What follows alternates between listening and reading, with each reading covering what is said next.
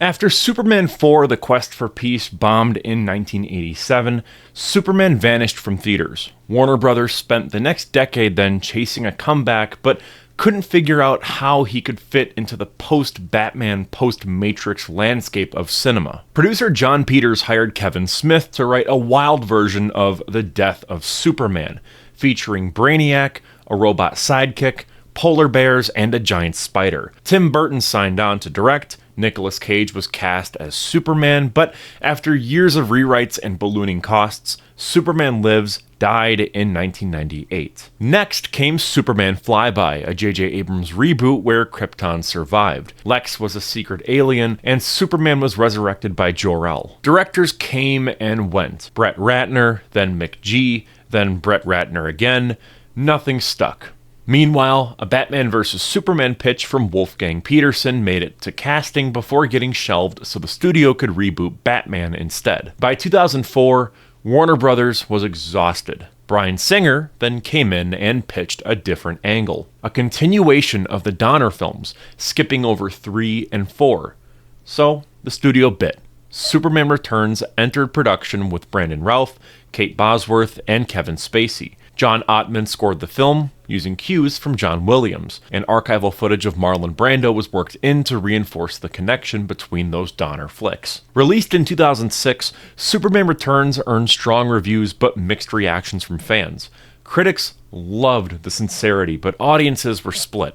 Some liked the emotional weight, others found it to be very slow, nostalgic, and out of step with the direction that superhero films were going in at the time. It made money, but not enough. Talk of a sequel faded, and so Superman's Return quietly ended as a one-off. As a kid, I remember being bored by this movie. The only memory I really only have of the film is the fact that a ton of footage from Superman Returns was reused by fans in all these fan-made trailers where it was, the Justice League versus the Avengers, or Superman versus Batman, and it would be the Christian Bale Batman that he'd be fighting. Beyond that, I barely remember anything about this movie.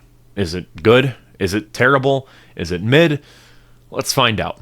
This is Superman Returns. After a 5-year absence spent searching for the remnants of Krypton, Superman returns to Earth and finds a world that has moved on without him. Lois Lane has a son and a new fiancé, and Lex Luthor is hatching a plan to create a new continent using stolen Kryptonian crystals. As Superman struggles to reclaim his place as a hero, he uncovers the truth about Lois's child. It's his own. The film culminates in a desperate act of strength as Superman lifts Luthor's kryptonite-infused landmass into space, nearly dying in the process. Revived in a hospital and quietly visiting his son, Superman reaffirms his vow to protect the Earth even if he no longer belongs to it. The first few minutes of Superman Returns immediately position the film as a continuation of the Reeve era. The John Williams score, the slowly panning starfield, the classic title font, and even Marlon Brando's narration, making it feel like no time has passed since Superman 2. If you've just come off a marathon of the Christopher Reeve films, like I have,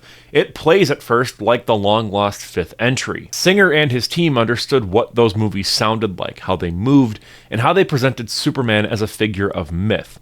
But as soon as the nostalgia fades, the tone of the film shifts into something much heavier than what we've previously seen before. Superman Returns is darker than anything Donner or Lester ever made. The optimism that once ran through those earlier films is pretty much gone, replaced with emotional distance and quiet melancholy. Superman spends large stretches of the film completely alone. The film looks and feels like a requiem. Sometimes it really works, especially when Superman is hovering silently over Earth or observing a world that seems to have moved on without him. At times, the film feels like the perfect continuation of the Reeve films, most of which involves the scenes with Lex Luthor. Other parts of the film clash hard, with the tone trying to recapture Donner, while also being its own thing. The Daily Planet is one of the clearest examples of this. The set design is polished and sterile. The newsroom feels like it was built for a different film entirely, one that is set in 2006. It's clean, sharp, and lacks the personality that made the planet such a memorable location in the original films. Characters like Perry White and Jimmy Olsen are redesigned to the point that they feel disconnected from the world being continued. However, Kevin Spacey steals the show. His performance as Lex Luthor is one of the most confident and committed things in Superman Returns. He takes the Gene Hackman version of the character and strips out the clownishness while keeping the theatrical flair. He's still smug, sarcastic, and obsessed with land, but this time there's actual malice behind it. Spacey never once tries to reinvent Luthor. He refines him. He strips away the bumbling cartoon energy that occasionally took over in Superman 4 and replaces it with a colder, more grounded anger. What makes his version effective is that he still carries traces of whimsy. The moment where he catches Lois Lane snooping around his yacht works because he seems genuinely surprised to see her. He walks in with total control, but the way he reacts when he sees her feels so spontaneous. Like even he can't believe that she's standing right in front of him. Lois Lane. The film also gives Lex a monologue that stands out for how precisely it defines his worldview. When he describes Superman as a god who refuses to share his power, the line cuts deep into the core of the character. Lex has always seen Superman as a threat to human potential. In his eyes, Superman is an obstacle, not because of what he does, but because of what he represents. Spacey delivers the line with conviction, but without moral clarity. That contradiction is what makes it work so well. Lex completely misunderstands Superman, but he believes that he's right, because he always does. All of this makes it even more difficult to watch the film now. Given Spacey's history and the allegations against Bryan Singer and producer Gary Goddard, it's impossible to separate from the actual movie itself. Knowing that a minor accused Singer and Goddard of sexual assault during the Superman Returns premiere, even if the charges were later dropped, completely alters the experience of watching this film. It's not like they were just random members of the cast and crew. These were the director, the villain, and the producer. They shaped the film's tone, cast, and content. And they were doing all that while allegedly exploiting the exact kind of power that the movie claims to critique. As a result, I think this is just a very hard movie to revisit. The filmmaking is competent, the performance is strong, but the people behind it brought real harm into the world, and it lingers over every scene they touched. I don't want to spend the entire retrospective talking about that, but it's still very important to mention, especially now in 2025. Getting back to the movie itself, it pains me to say this, but Brandon Routh never worked for me as Superman. His performance lacks the emotional grounding that Christopher Reeve had made iconic years prior. For years, people have dismissed Superman as being flat, invulnerable, and a character with no personality. Frankly, I really don't think that idea came from the comics. I think it came from his portrayal here. Routh's Superman feels blank. He's physically present but emotionally distant, and the film doesn't give him the range or vulnerability needed to make the character feel human. The warmth is missing. There's no joy in the way he carries himself, and no internal conflict that feels personal. Some of that falls on the script. Superman is framed as being like a ghost, and the film never lets him fully re-enter the world. Every scene feels like he's apologizing for existing. That idea could have worked, but here it just drains the character of any momentum. Reeve could jump between Kent's awkward charm and Superman's quiet strength in a heartbeat, but Routh never finds that rhythm. His Clark barely registers, and his Superman mostly broods. To be clear, this isn't about Routh as an actor. He's great in Scott Pilgrim and very solid as Ray Palmer, but this role just boxed him in. He's stuck trying to honor Reeve while also carving out his own take, and the result is muddled. That mirrors the movie itself. Superman Returns borrows the music, the imagery, and the nostalgia of the Reeve films while trying to reboot the character as a lonely outsider. It never picks a lane, and Routh's performance ends up being caught in the middle. Even with all that, though, the airplane rescue scene is excellent. It's the one moment in the entire movie where it fully understands who Superman is and how he should be presented. The stakes are clear, the pacing is tight, the visuals are clean. When Superman lands the plane in the middle of the baseball stadium, it's more than just an action sequence. It is a genius way of reestablishing the character to general audiences. He boards the plane and asks, "Is everyone all right?" Then he smiles and reassures the passengers that flying is still the safest way to travel. That is Superman. Not a god, not a weapon, just someone who's trying to help. It's the first time he's appeared on the big screen in nearly 20 years, and the film knows that. Using this sequence as a reintroduction to Superman is the smartest decision that the movie makes. It understands the weight of the character's absence and delivers a moment that lives up to it. For one very brief moment, the tone, the performance, and the legacy, it all lines up. It's just a shame that the rest of the movie isn't like that. The cinematography in Superman Returns is all over the place. At times, it feels deliberate and carefully composed. At other times, it just feels like someone smeared a yellow piss filter all over the lens and called it a day.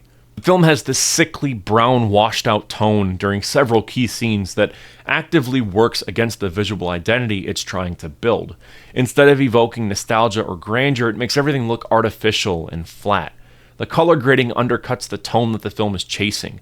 Superman is supposed to feel like a symbol, but here, he often feels like he's standing under fluorescent lighting in a department store. The poor visual effects only make the problem worse.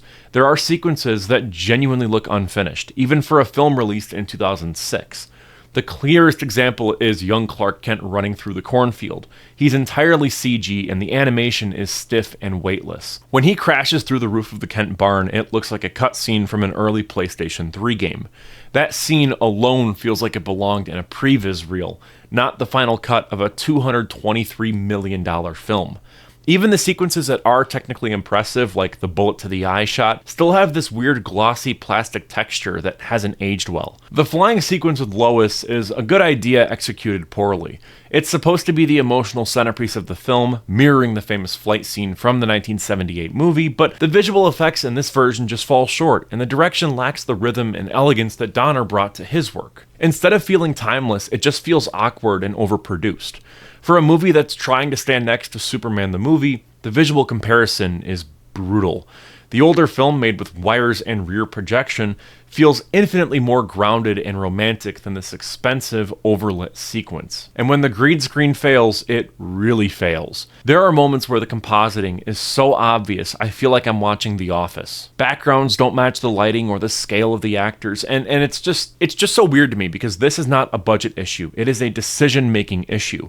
If a film costs $223 million, or nearly $350 million when adjusted for inflation, it should not look like this. Films like Pirates of the Caribbean: Dead Man's Chest came out the same year and holds up infinitely better. There's no excuse for the kind of rough compositing and textureless CGI that shows up all throughout Superman Returns. Beyond the visuals, the pacing is also a major issue. I do want to specify this isn't like a, oh, there's not enough action in this movie type of complaint.